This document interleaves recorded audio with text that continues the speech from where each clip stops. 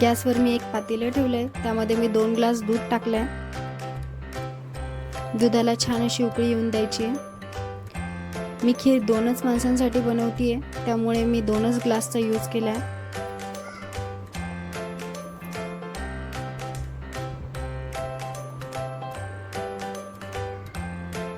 दुधाला उकळी आल्यानंतर त्यामध्ये मी अर्धी वाटी तांदूळ टाकले।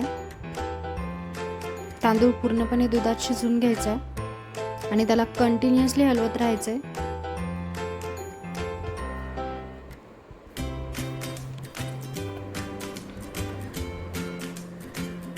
नंतर त्यामध्ये 1 चमचा तूप टाकायचं आहे आणि त्याला व्यवस्थित हलवून घ्यायचं आहे।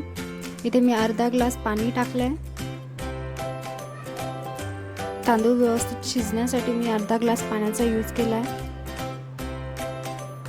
तांदूळ पूर्णपणे शिजवून घ्यायचा आहे आणि त्याला कंटिन्युअसली हलवत राहायचंय।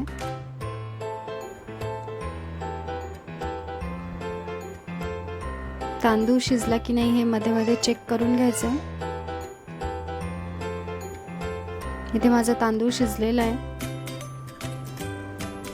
स्मॅशरच्या साहाय्याने त्याला पूर्णपणे स्मॅश करून घ्यायचं।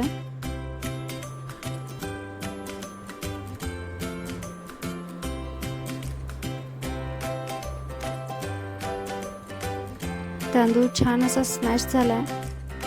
त्यानंतर तुम्ही तुमच्या आवडीप्रमाणे साखर टाकू शकता, कमी जास्त गोड जशी आवडत असेल तशी, आणि त्याला व्यवस्थित हलवून घ्यायचंय। साखर टाकल्यानंतर एक 10 मिनिटं ती साखर विरघळण्यास 10 मिनिटं तरी लागतात आणि त्याला कंटिन्युअसली हलवत राहायचंय, म्हणजे तो खाली लागणार नाही।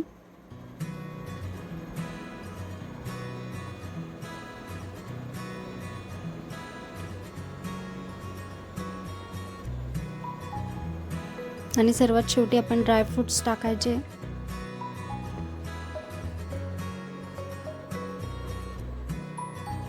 इथे मी वेलची पूड टाकली अर्धासा चमचा। वेलची पूड सर्वात शेवटी टाकायची आहे, म्हणजे त्याचा स्मेल निघून जात नाही। चॅनलला प्लीज लाईक करा, सबस्क्राईब करा।